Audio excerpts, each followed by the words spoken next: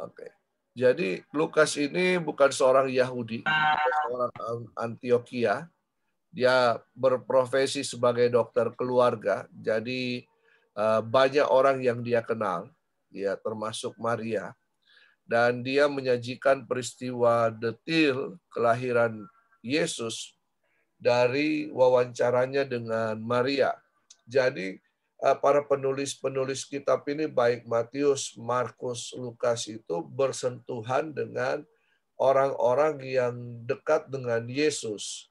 Ya, saksi mata apa yang Yesus perbuat. Nah,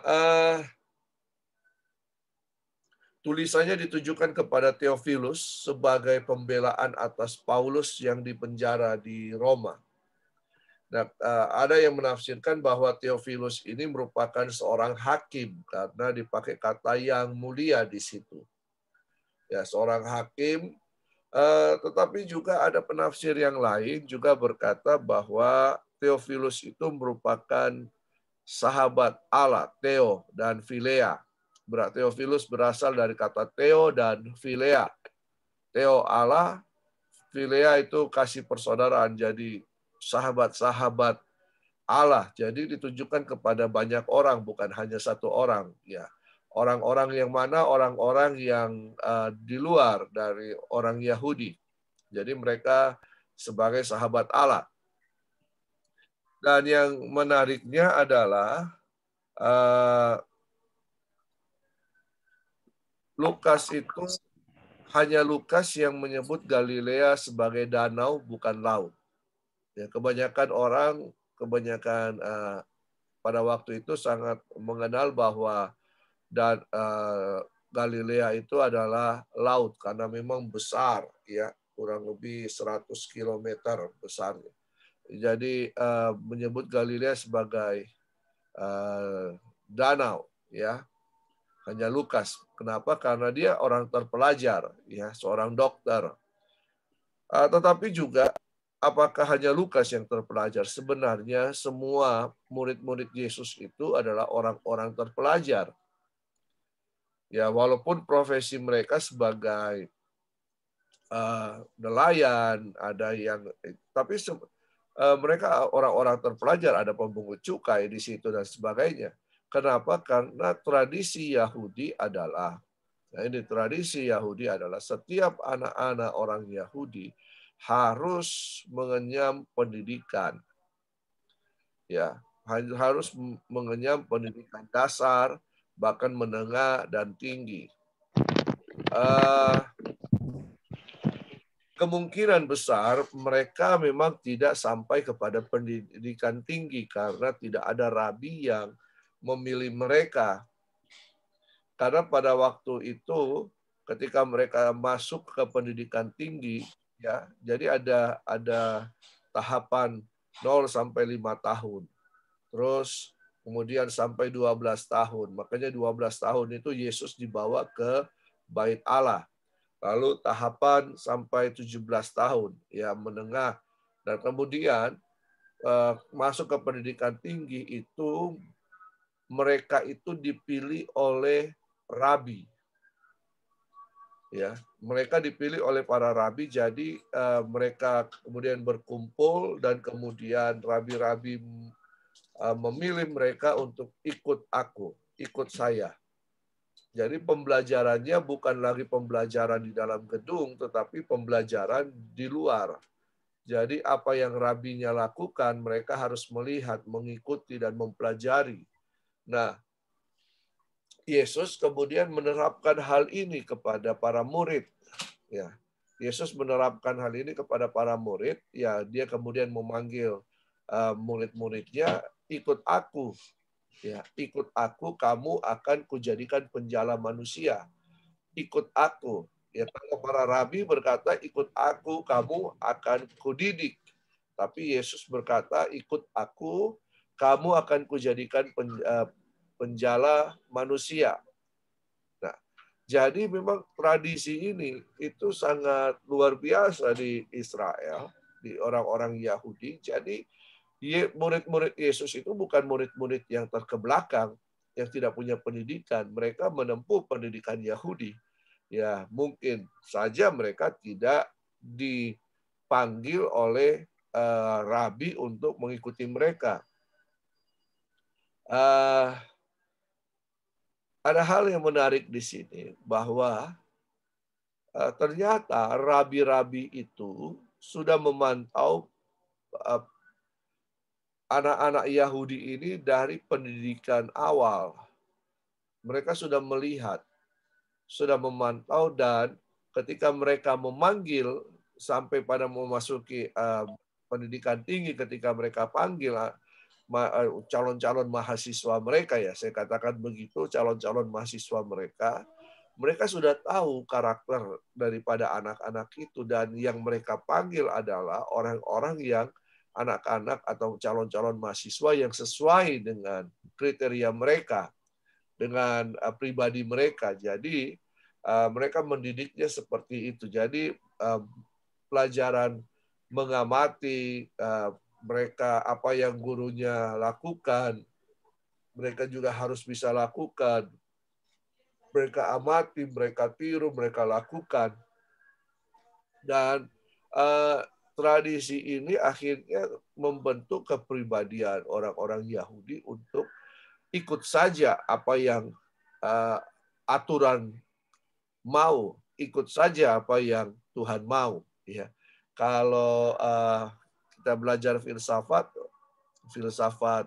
Yunani selalu bertanya apa, mengapa, dan bagaimana. Kenapa saya harus ikut? Tapi mereka tidak. Mereka justru ketika dipanggil itu merupakan suatu kesenangan, suatu kehormatan bagi calon-calon mahasiswa ini. Dan mereka tidak perlu lagi melapor kepada orang tua mereka. Karena orang tua mereka pasti sungguh kesenangan kalau ada seorang rabi yang bisa memanggil anak mereka untuk dijadikan mahasiswa mereka. Ya, jadi ini merupakan suatu penghormatan bagi mereka. Nah, seorang rabi yang sangat terkenal di Israel adalah Rabi Hillel. Ya, nah Paulus juga seorang rabi, murid daripada Gamaliel, Rabi Gamaliel. Gamaliel mempunyai guru namanya Hillel di situ. Nah, Lukas juga banyak memakai materi dari kitab Markus dan dari risetnya. Ya, kita belajar di awal bahwa Markus dan Lukas itu bertemu di Roma. Ya, selain dia melakukan riset dengan mewawancarai Maria, ya, dia juga melakukan riset dengan mewawancarai juga tokoh-tokoh yang ada pada waktu itu, dan juga dia memakai bahan dari Markus.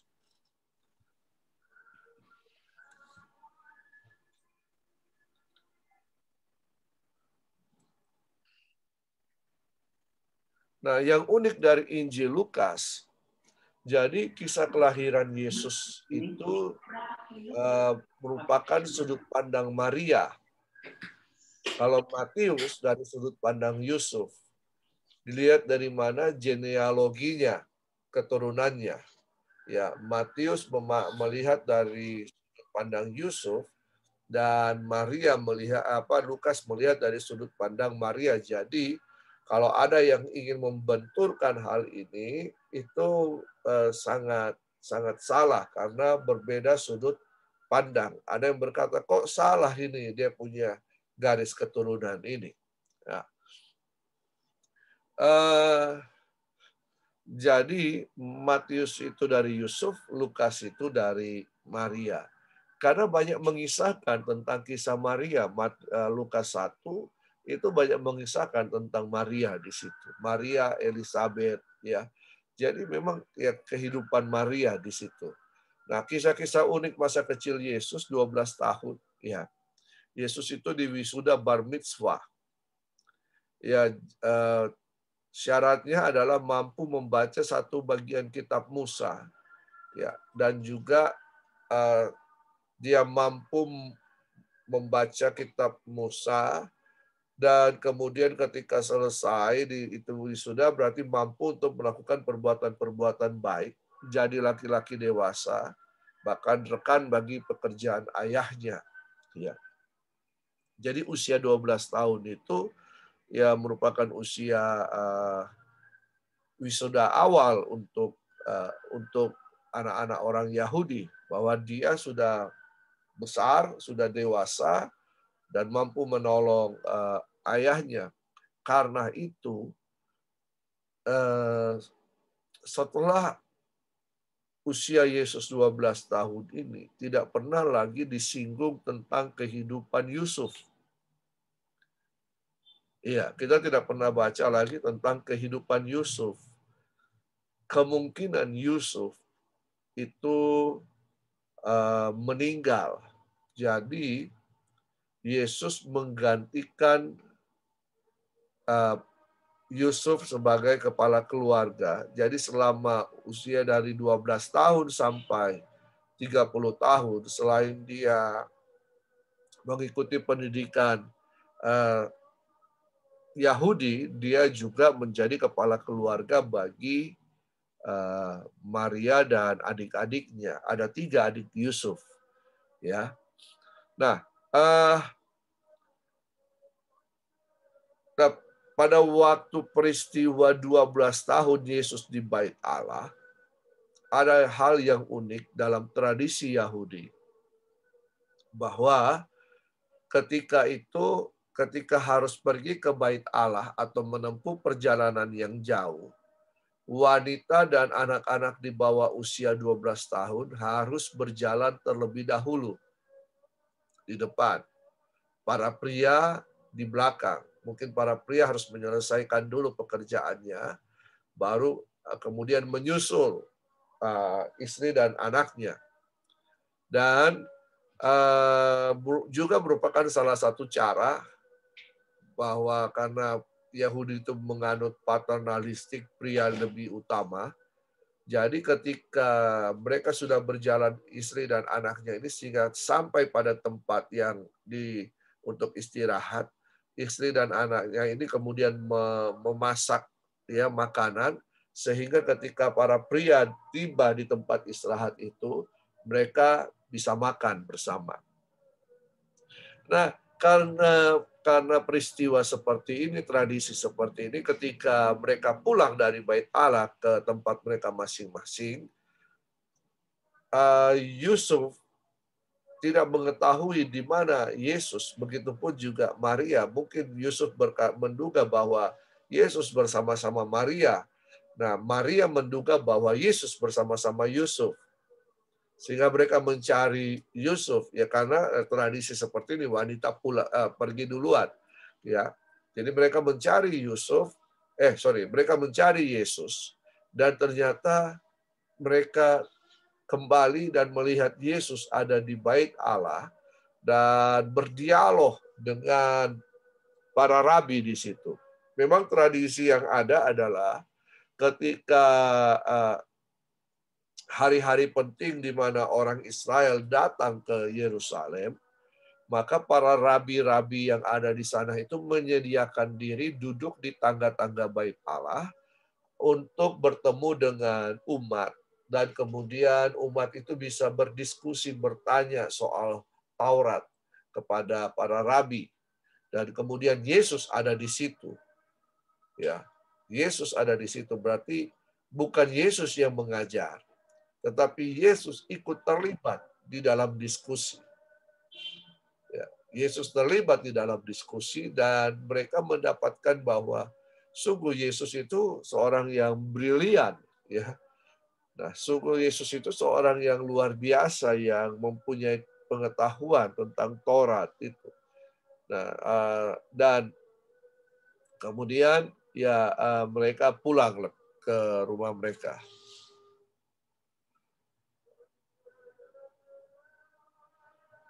Tidak mau.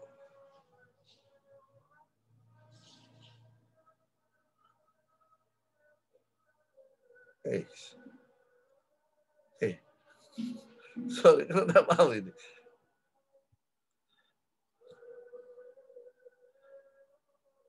Saya keluar. Oke.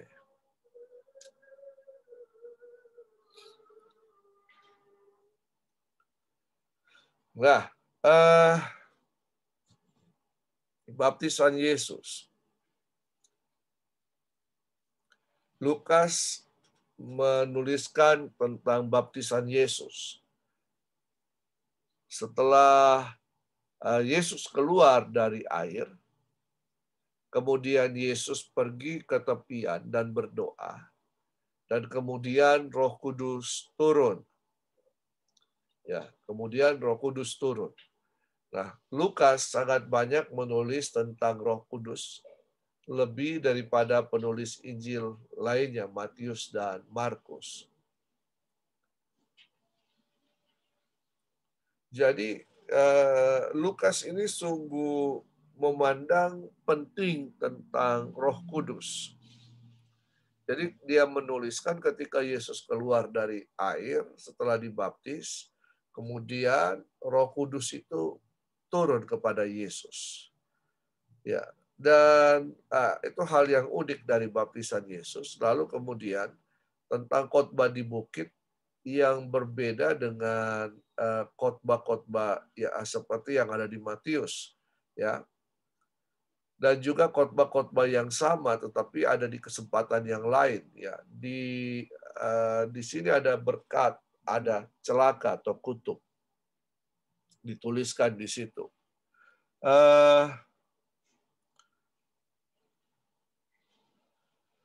Kemudian Yesus ya mintalah. Jadi dalam Injil Lukas di situ ada hal yang menarik bahwa kita bisa meminta, bahwa minta ini lebih kepada bagaimana kita minta Roh Kudus, sesuatu yang baik, mintalah, ya. Coba.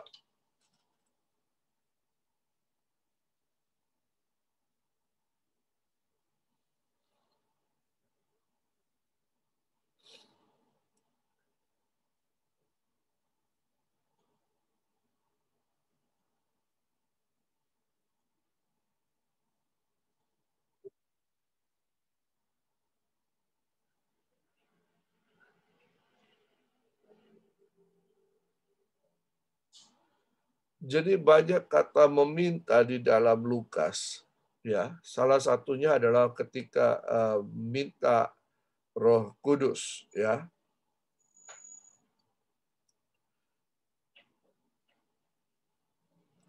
Lukas pasal yang ke-11, di situ bicara tentang begini, ayat yang ke-9. Oleh karena itu aku berkata kepadamu, mintalah, maka akan diberikan kepadamu, carilah, maka kamu akan mendapat, ketoklah, maka pintu akan dibukakan. Nah, di sini, ya, kalau kita bandingkan dengan kitab Matius, ya, Matius itu menyatakan minta maka Tuhan akan memberikan kepadamu sesuatu hal yang baik. Tetapi di sini dalam Lukas pasal 11 ayat ke-13, jika kamu yang jahat tahu memberi pemberian yang baik kepada anak-anakmu, apalagi Bapamu yang di sorga akan memberikan Roh Kudus kepada mereka yang meminta kepadanya. Kalau kita lihat di Matius,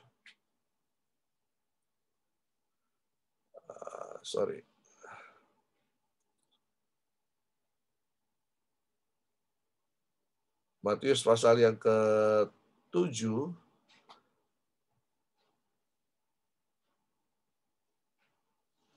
ayat yang ke-11. Jadi jika kamu yang jahat tahu memberi pemberian yang baik kepada anak-anakmu, apalagi Bapamu yang di sorga, ia akan memberikan yang baik kepada mereka yang meminta kepadanya. Ia akan memberikan yang baik. Ternyata Lukas menyatakan bahwa hal yang baik itu adalah Roh Kudus. Ya. Adalah Roh Kudus. Coba Bapak Ibu lihat ya. Matius 7 ayat 11 bandingkan dengan Lukas 11 tadi, ya. Lukas 11 tadi. Matius hanya mencatat memberikan yang baik, tetapi Lukas berkata ia akan memberikan Roh Kudus. Ya.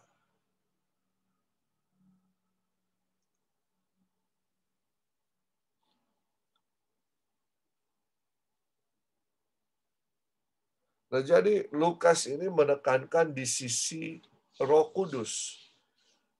Dia juga menulis tentang perumpamaan neraka Lazarus. Eh, Kemungkinan besar memang kisah ini merupakan kisah yang sebenarnya, bukan suatu perumpamaan. Ya, kemungkinan menurut tradisi. Dan dia juga menuliskan tentang perempuan sundal yang mengurapi kaki Yesus. Kenapa? Karena bagi Lukas ini hal yang menarik. Kenapa ada seorang perempuan yang berdosa yang datang kemudian mengurapi kaki Yesus dengan minyak narwastu yang sangat mahal. Ya, kenapa dia memberikan hal yang sangat mahal kepada Yesus? Karena dia merasa banyak berdosa. Jadi dia merasa dia harus banyak diampuni karena dosa-dosanya lebih besar. Tetapi di sisi yang lain, ya Yudas memprotes apa yang dilakukan oleh perempuan sundal ini, perempuan berdosa ini. Tapi bagi Yesus, dia merupakan seseorang yang mempersiapkan kematian Yesus.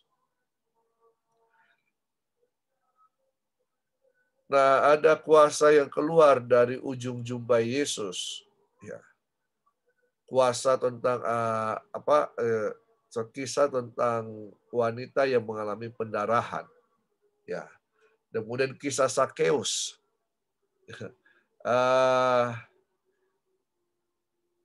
Saya pernah melihat pohon Sakeus. Pohonnya tidak tinggi-tinggi. Pohonnya itu hanya berusia sekitar 200-an. Pohon ara katanya. Tetapi sebenarnya bukan pohon ara itu. Itu sejenis pohon ara. Ya, sejenis pohon ara. Pohonnya memang sudah tidak ada, tetapi daerah atau tempatnya dan jenis pohonnya itu masih ada sampai hari ini. Tapi karena dia berusia sekitar 200 tahun, jadi pohonnya terganti-ganti. Ya. Lalu kemudian dia menuliskan ada kisah 10 orang kusta. Kisah 10 orang kusta, dan hanya satu yang kembali mengucapkan terima kasih. Siapa yang satu ini? Yaitu orang Samaria. Bagi Lukas ini hal yang menarik. Nanti sebentar kita akan melihat kenapa Lukas menuliskan kisah-kisah ini bukan ada kaitannya dengan orang Yahudi, tetapi ada kaitannya dengan orang-orang yang tertolak, termarginalisasikan, banyak wanita dan lain-lain. Ya, jadi ada 6 kelompok dalam Injil Lukas. Ada 6 kelompok ya yang kemudian menjadi tema-tema penting dalam Injil Lukas. Lukas memfokuskan penulisannya. Yang pertama adalah kelompok Samaria. Ya, kelompok Samaria, ya kelompok ada kisah orang Samaria yang baik hati maupun orang Samaria yang mengalami kesembuhan dan kemudian dia kembali kepada Yesus untuk bersyukur. Nah, jadi hal ini menyatakan bahwa orang di luar pun, orang yang kan keselamatan itu pada waktu itu hanya bagi orang Yahudi. Orang di luar Yahudi, musuh orang Yahudi, tahu siapa Yesus. Kok orang Yahudi sendiri menolak Yesus? Lalu kemudian kelompok yang lain adalah kelompok orang dari bangsa lain. Misalnya janda di Sarfat, Naaman. Lukas mengungkapkan kembali kisah ini. Ya. Jadi orang-orang yang di luar dari bangsa Israel. Lalu kemudian Lukas juga sangat memperhatikan kelompok orang buangan, orang-orang yang termarginalisasikan, orang kusta, pemungut cukai, para gembala, para gembala memang merupakan pekerjaan yang rendah pada waktu itu. Pelacur, ya. Ini diungkapkan oleh Lukas, dan Lukas tidak berusaha untuk menutup-nutupinya bahwa mereka pun membutuhkan Tuhan. Ya, orang kusta, pemungut cukai, para gembala, para pelacur. Ya, gembala di sini ya memang profesi gembala memang tidak dipandang baik ya, tetapi justru malaikat itu datang kepada para gembala di dalam Lukas pasal yang kedua untuk memberitahukan pertama kali tentang berita kelahiran Yesus. Jadi baik profesi maupun pribadi gembala itu sangat diperhatikan oleh Yesus, ya, sangat penting bagi apa yang Yesus lakukan. Nah, kemudian kelompok wanita. Nah, Lukas menaruh minat kepada para wanita. Dia banyak menulis tentang wanita. Marta, Maria, wanita yang menyentuh ujung jubah Yesus. Ada 10 wanita. Ya, dan kemudian banyak kisah-kisah wanita yang lain. Dan kemudian dia menuliskan untuk kelompok berikutnya, ada kelompok orang miskin. Ya, kelompok orang miskin. Nah, makanya dalam kitab ini, Lukas ini bisa saja disebut dengan kitab berbahagia. Karena dalam Lukas ini dipakai berbahagialah orang miskin. Berbahagia orang miskin. Kemiskinan itu merupakan suatu berkat. Ya, celakalah orang-orang kaya. Ada janda-janda miskin yang ditinggalkan tanpa nafkah. Jadi Lukas berusaha menolong untuk supaya kita itu bahwa kemiskinan adalah kutuk dan lain-lain. Tapi dia katakan bahwa kemiskinan itu adalah berkat, adalah suatu kebahagiaan. Ya. Lalu kemudian kelompok yang terakhir adalah kelompok pendosa. Ya, pendosa adalah orang yang bukan menyerah karena menaati hukum Musa. Nah, jadi konsep pendosa bagi Lukas di sini adalah pendosa itu bukanlah orang-orang yang melakukan banyak kejahatan. Tetapi pendosa di sini adalah orang yang menyerah untuk menaati hukum Musa. Bayangkan saudara, ada 613 turunan dari hukum Taurat. Dan mereka harus melakukan itu, orang-orang Yahudi harus melakukan itu secara sempurna. Taruhlah misalnya, dia sudah melakukan hukum 1, 2, 3, 4, 5, 6, 7, 8, sampai hukum 500. Lalu hukum 501, dia tidak sempurna melakukannya. Maka dia kembali lagi kepada hukum yang pertama. Ya, suatu yang sangat memberatkan. Nah, jadi maksud Lukas ini, pendosa ini bukan orang jahat, tetapi mereka adalah orang-orang yang tidak bisa memelihara hukum Musa. Tidak memelihara hukum Musa. Lukas banyak tertarik terhadap malaikat. Jadi Lukas ini banyak tertarik kepada hal-hal yang supranatural. Jadi Injil Lukas ini banyak menyebut tentang malaikat lebih banyak daripada kitab-kitab Injil yang lain. Dia menuliskan bahwa malaikat mengumumkan kelahiran Yohanes kepada Zakaria dan Elizabeth. Dia menuliskan malaikat mengumumkan tentang kelahiran Yesus. Dia juga menuliskan malaikat-malaikat mendampingi Yesus di Getsemani. Lalu kemudian dia menuliskan malaikat-malaikat melayani Yesus di padang gurun ketika Yesus dicobai. Dia juga menuliskan malaikat menjaga pintu kubur. Jadi ketertarikan terhadap dunia supranatural ini sangat kuat bagi Lukas. Padahal Dia seorang yang terdidik. Nah, hal ini juga merupakan gambaran bagi kita di masa sekarang ini.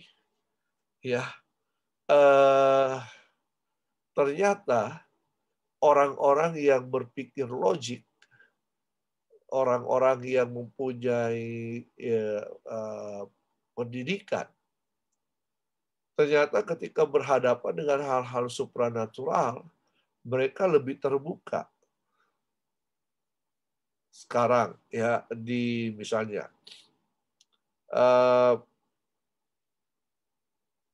tentang aliran-aliran magic misalnya, ya. Oh, apakah orang yang berpendidikan tidak terlibat di dalamnya?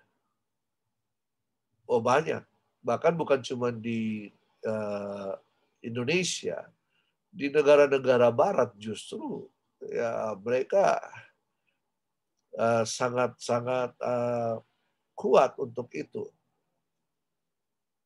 Kalau saudara nonton film-film horor dan lain-lain, kan banyak film-film horor dari Amerika, dari mana.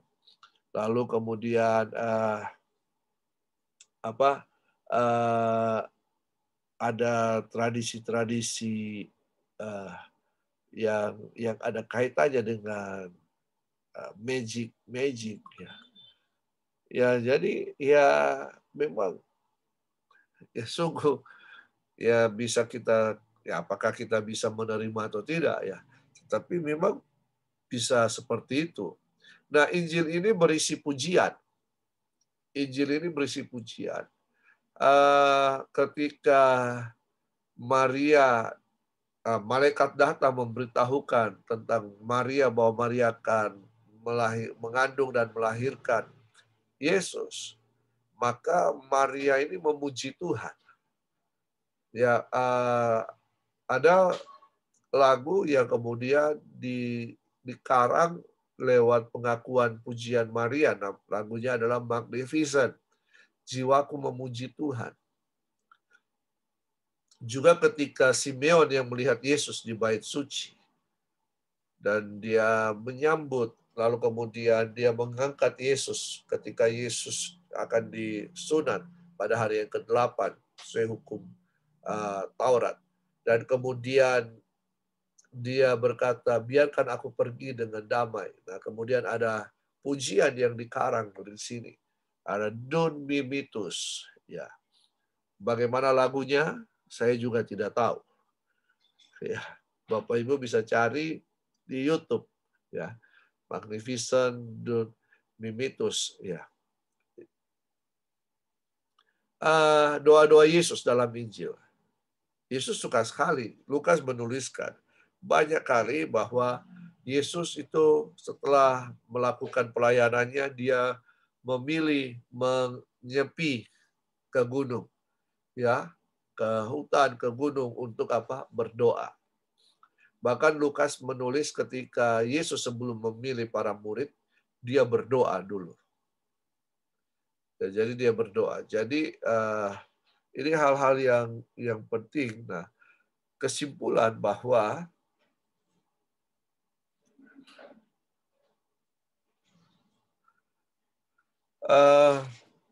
di sini kita melihat bahwa Yesus itu bukan hanya untuk orang Yahudi saja, tetapi orang yang ada di luar Yahudi. Jadi penekanan Yesus sebagai penyelamat dunia di sini. Kenapa dikatakan penyelamat dunia? Salah satu yang membuktikan adalah Lukas pasal yang kedua. Lukas pasal yang kedua di situ berkata begini. Lukas 2 ayat 10. Lalu kata malaikat itu kepada mereka, jangan takut sebab sesungguhnya aku memberitakan kepadamu kesukaan besar untuk seluruh bangsa. Hari ini telah lahir bagimu juru selamat, yaitu Kristus Tuhan di kota Daud. Lalu ayat yang ke-14 di situ, paduan suara di sorga, malaikat memuji kemuliaan bagi Allah di tempat yang maha tinggi dan damai sejahtera di bumi di antara manusia yang berkenan kepadanya. Jadi menekankan bahwa Yesus Kristus itu sebagai penyelamat dunia. Jadi ada visi seluruh dunia di sini, keselamatan bagi seluruh dunia. Orang akan datang dari timur, dari barat, dan kemudian kita lihat di sini bahwa ternyata surat Lukas ini itu merupakan awal daripada Lukas ingin menyampaikan tentang peran penginjilan atau ya para rasul-rasul yang kemudian pergi ke kota-kota kepada bangsa-bangsa untuk memberitakan Injil. Jadi kisah para rasul pun ditulis oleh Lukas. Ya, Lukas menulis kisah para rasul dimulai dari Yerusalem dan kemudian diakhiri di Roma. Jadi Injil ini, Injil Lukas ini adalah Injil manusia tentang pribadi Yesus, penekanan perbuatan-perbuatan Yesus. Dan tetapi juga Injil ini merupakan Injil sorgawi karena banyak memperlihatkan tentang hal-hal supranatural yang ada, Roh Kudus dan para malaikat. Juga Injil ini disebut Injil bahagia. Ya, Injil bahagia karena kitab ini menuliskan tentang tertawa yang tidak ada di Injil lainnya. Nanti Bapak Ibu coba cari, kalau kita lihat di dalam Lukas pasal yang ke-10, ya, Lukas pasal yang ke-10, di situ di ayat yang ke-21, di situ pada waktu itu bergembiralah Yesus dalam Roh Kudus dan berkata, aku bersyukur. Nah, apa yang terjadi di dalam Lukas pasal yang ke-10 ayat 21, ketika itu kan Yesus mengutus para murid berdua-dua. Ya, berdua-dua untuk pergi ke kota-kota untuk apa? Mengusir setan, menyembuhkan orang sakit, memberitakan kerajaan Allah, membangkitkan orang mati. Dan mereka harus pergi berdua-dua. Kenapa bukan satu-satu? Karena firman Tuhan katakan berdua lebih baik. Ya. Kenapa di dalam grup ini kita pakai berdua-dua saja? Ya, berdua. Ya. Nah, jadi Tuhan ingin menekankan ada suatu teamwork dalam pekerjaan maupun pelayanan. Sekarang tidak zamannya lagi Superman, super me, saya. Tapi sekarang adalah zaman super team. Super team. Saya lagi menulis satu buku dan sementara diproses. Judulnya adalah Support Structure for Church. Ya, jadi struktur penopang bagi gereja. Di situ melihat dalam karunia-karunia yang ada. Ya, bagaimana pelayanan-pelayanan kesatuan, pelayanan-pelayanan kebersamaan, dan juga bagaimana mengembangkan karunia, talenta, kemampuan kita. Dan intinya adalah dalam Efesus 4 ayat 11 dan 12 di situ. Ya, oke. Saya kira sampai di sini.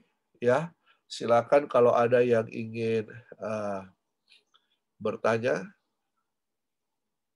Pak Pendeta, yang tentang Lukas tadi, Pak Pendeta katakan hanya Lukas yang menyebut Danau Galilea itu. Sebenarnya kan dia menyebutkan juga tidak Danau Galilea ya, tapi Danau Genesaret. Ya, ya. Dalam Lukas 5 ayat 1. Jadi apakah Danau Galilea itu macam-macam namanya berarti ya Pak ya? Danau Galilea, Danau Genesaret, Danau Tiberias. Jadi dia hanya sebutkan sesuai dengan kota atau desa terdekat dengan dia. Iya Pak, memang begitu. Tapi daerahnya cuma satu. Iya. Iya. Baik Pak. Terima kasih Pak. Kalau saya ada di Tiberias, maka disebut Danau Tiberias. Tiberias. Iya. Oh. Ya, baik Pak. Jadi satu untuk berbagai nama. Nah, sama seperti kita ikan-ikan yang ada di Indonesia, padahal ikannya sama tapi sebutannya berbeda-beda.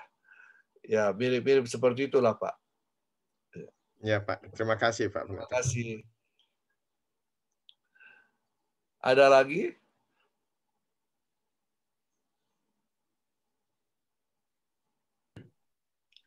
Saya ini Pak, saya berpikir aja gini, kalau Lukas dalam membuat tulisannya, dia kan mempelajari Markus gitu ya Pak ya. Ya. Lalu kalau Paulus bagaimana? Sepertinya Paulus tidak pernah merefer kepada itu ya, Injil-Injil sinoptik ini dalam khotbahnya. Kenapa begitu Pak?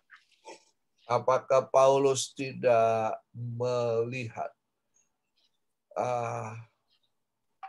Kan begini Pak, masa waktu penulisan itu dan keterbatasan publikasi, ya, keterbatasan publikasi.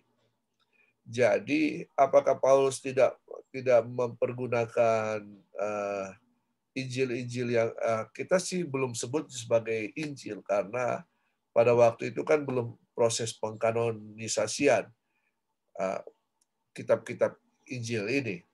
Jadi itu hanya berupa buletin berita, surat-surat, atau kumpulan buku-buku yang menceritakan tentang kisah Yesus. Nah, tetapi apa yang dituliskan oleh Paulus secara mendasar, dia pun sepakat dengan apa yang dituliskan oleh para penulis Injil ini, ya. Tetapi di sisi lain Paulus itu lebih menekankan kepada pendekatan teologis, ya, hal-hal penting yang lebih menjelaskan tentang ya apa misalnya apakah iman dan keselamatan dan lain-lain. Jadi merupakan suatu penuntun bagi kita orang-orang percaya hari-hari ini, ya, dari generasi kepada generasi untuk bisa lebih mengerti dan memahami apa sebenarnya yang menjadi esensi pengajaran daripada Yesus itu. Pertobatan Paulus pun ini bukan karena kebetulan. Saya percaya ini merupakan suatu rencana Tuhan yang luar biasa. Karena siapa Paulus? Paulus itu orang yang sangat terdidik, pengetahuan Tauratnya lebih ya, dia orang yang masih muda tetapi dia sudah menduduki Sanhedrin, ya, dalam kumpulan para imam-imam yang ada di situ. Jadi memang dia seorang yang punya prestasi yang luar biasa dan Tuhan tangkap dia untuk supaya bisa mengajarkan kepada kita secara sistematis, secara teologis. Kalau hanya para penulis-penulis Injil ini, mereka ya tidak secara tersistematis mereka menulis sebenarnya. Mereka menulis berdasarkan apa yang mereka lihat, mereka dengar, ya mereka temukan, mereka tulis. Tetapi Paulus itu lebih daripada itu. Saya kira begitu, Pak. Ya, maksud saya itu juga Paulus maupun Petrus. Petrus kan itu khotbahnya ditulis oleh Markus ya. Tapi Petrus tidak ada menyebut surat Markus, seolah-olah dia tidak tahu bahwa ada kitab Markus itu, Pak. Iya, padahal Pak. Itu kan khotbahnya dia. Jadi seperti tidak ada di antara rasul-rasul yang mengkonfirmasi surat-surat ini gitu, Pak. Iya, Pak. Jadi memang kan seperti begini. itu hanya merupakan surat biasa atau buku-buku biasa pada waktu itu. Jadi apa yang ditulis oleh Markus dari khotbah Petrus, ya Petrus khotbah saja, Petrus mengajar saja, lalu kemudian Markus menuliskannya. Jadi dia tidak dan kemarin kita belajar bahwa apakah dia setuju atau tidak setuju Markus menuliskannya, ya itu tidak ini. Tetapi kan dia yang penting kemana saja dia khotbah tentang apa yang dia mau khotbahkan, gitu Pak. Sama, Paulus juga seperti itu, dia menuliskan apa yang dia ingin tuliskan sesuai dengan ilham Roh Kudus. Jadi apakah mereka tidak mendasari dari dari Markus seperti Matius dan Lukas, karena mungkin ketertarikannya berbeda, Pak.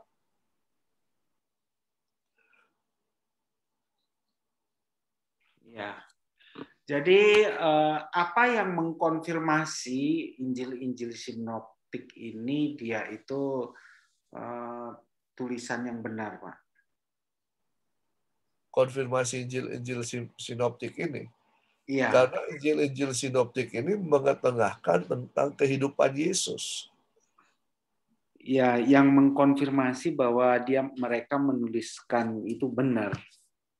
Lalu kenapa ada yang tidak ada Injil yang tidak dianggap benar? Ya, kita kembali dalam proses pengkanonisasian, bahwa ukuran awal itu adalah kitab-kitab itu tidak lebih dari 100 tahun. Ya. Artinya bahwa saksi-saksi mata, saksi-saksi yang pernah melihat Yesus dan semuanya itu masih hidup. Jadi ketika mereka mengkanonisasi kitab-kitab itu tidak ada perlawanan di dalam para pengikut Yesus yang ada, yang melihat Yesus. Nah, kemudian mereka memilih, karena banyak juga kitab-kitab itu kenapa tidak dikanon, karena ya tidak mengandung kebenaran atau tidak mengandung hal-hal teologis seperti yang mereka tuliskan, begitu Pak. Ya, jadi yang mengkonfirmasi kebenaran ini adalah karena dia tidak ditolak, jadi dia dikanon pada waktu saksi-saksi mata itu masih hidup, gitu Pak ya? Ya, maksudnya mereka kitab-kitab ini diterima di kalangan orang percaya, tidak ditolak di situ selama kurun waktu 100 tahun ini. Ya, ya Pak, terima kasih, cukup Pak. Ya, terima kasih. Tanya Pak. Ya, silakan Pak Edward. Waktu kanon itu kan 300 ya, 300 apa ya, 25 ya? Ya. Ya. Sebenarnya itu kan bukan peristiwa pada waktu itu. Konsili Nisea itu Konsili Nisea itu bukan merumuskan kanonisasi. Kanon itu sudah dimulai dari awal, Pak. Oh, dari awal ya, Pak. Ya. Terus 300 itu hanya mempertanggungjawabkan tentang pengajaran siapa itu, saya lupa. Itu. Padahal untuk kanonisasi itu mereka sudah mulai dari awal, dari abad pertama sudah mulai mengkanonisasi untuk kitab Perjanjian Baru. Bukan di Nisea ya, Pak ya? Bukan. Oh, kanonnya di tahun 100 ya. Nisea itu kayaknya untuk pengakuan iman rasuli itu, Pak. Ya, pengakuan iman rasuli, iya. Berarti kanon ini yang lakukan siapa, Pak? Kenapa? Yang mengkanon ini siapa yang melakukannya? Apa para rasul atau murid yang lebih lanjut? Para murid sebenarnya, dari rasul-rasul itu. Jadi kalau nanti kita belajar kitab Yohanes, ya, kenapa Yohanes sampai harus menuliskan itu? Karena ada permintaan daripada murid. Jadi para pengikut Petrus, pengikut Yohanes, itu kemudian ya mereka yang kemudian meneruskan itu. Jadi mereka yang disebut dengan bapak-bapak gereja awal. Mereka yang kemudian melakukan itu dan kemudian mereka kan kemudian menjadi uskup-uskup. Ya. Uskup-uskup. Nanti besok kita akan melihat itu. Kenapa sampai Yohanes itu diminta? Karena ada dari kaum Yohanan yang kemudian merasa bahwa itu merupakan sempalan daripada pengajaran Yohanes. Dari mereka tidak menganggap Yesus di situ. Jadi kemudian Yohanes harus menuliskan apa yang dia alami, apa yang dia lihat sebagai murid terakhir yang paling lama hidup. Gitu, Pak. Iya, tapi begini Pak, soalnya ada perbedaan antara kita kan baru berpisah dari Katolik itu kan dulu kita satu. Ya. Karena itu kita tidak tahu lagi sekarang yang mana yang termasuk kanon, karena di Alkitab Katolik kan ada yang lebih itu. Ya. Ada beberapa kitab dimasukkan. Ya, sebenarnya ini yang saya tanya ini ada kaitannya dengan kalau begitu mana yang benar yang dikanon, apa yang Katolik punya atau yang kita punya, kan gitu. Okay. Kalau kita lihat dari kita munculnya Kristen kan baru setelah Martin Luther. Iya Pak. Nah, jadi memang awalnya kita semua Katolik. Ya. Ketika proses demi proses itu, maka ada banyak yang berusaha untuk memasukkan kitab-kitab apokrif di dalam itu, di dalam kanon itu. Tetapi kemudian kesepakatan awal ya seperti yang kita punya, Pak. Kesepakatan awal adalah 69 itu 66 kitab kesepakatan awal. Lalu kemudian itu penambahan kembali itu ketika masa New Catholicism. Itu sekitar tahun 1800-an kalau nggak salah. Itu mulai dimasukkan kembali karena menganggap bahwa tidak cukup hanya 66 kitab. Jadi kemudian dimasukkan kembali. Jadi kesepakatan awal kita adalah 66 kitab dan sampai hari ini kita orang-orang Protestan ya yang berasal dari Martin Luther itu kita sepakat bahwa hanya 66 kitab. Tapi setelah itu kaum Katolik menambahkan kembali. Begitu, Pak. Oh, gitu ya. Soalnya kalau kita baru muncul 1500 ya, 600 itu kan Martin Luther 500. Baru tiba-tiba kita sudah punya yang 60, ternyata dari 66 itu dari awal ya. Dari awal, Pak. Berarti jadi mereka setelah pisah dengan kita, mereka nambah lagi gitu, Pak. Nambah lagi, Pak. Jadi kitab-kitab apokrif itu memang sudah ada dari awal. Dari itu sudah berusaha untuk dimasukkan. Tetapi banyak yang tidak setuju untuk itu karena tidak mempunyai nilai atau benang merah secara teologis di mana tidak mengkhususkan untuk menceritakan tentang Yesus. Ya. Iya, Pak. Iya, Pak. Terima kasih. Sama-sama. Oke. Ada lagi? Bagaimana, Pak Made? Sudah jam 7, Pak. Sudah jam 7, ya. Ya. Siap. Oke. Ya, kita istirahat ya. Ya. Nanti kelompok 1-2 Timotius ya. Ya. Siapa nanti yang 1-2 Timotius ini? Saya, Pak. Oh, Maria Yuliani. Gimana internetmu bagus? Aman, terkendali.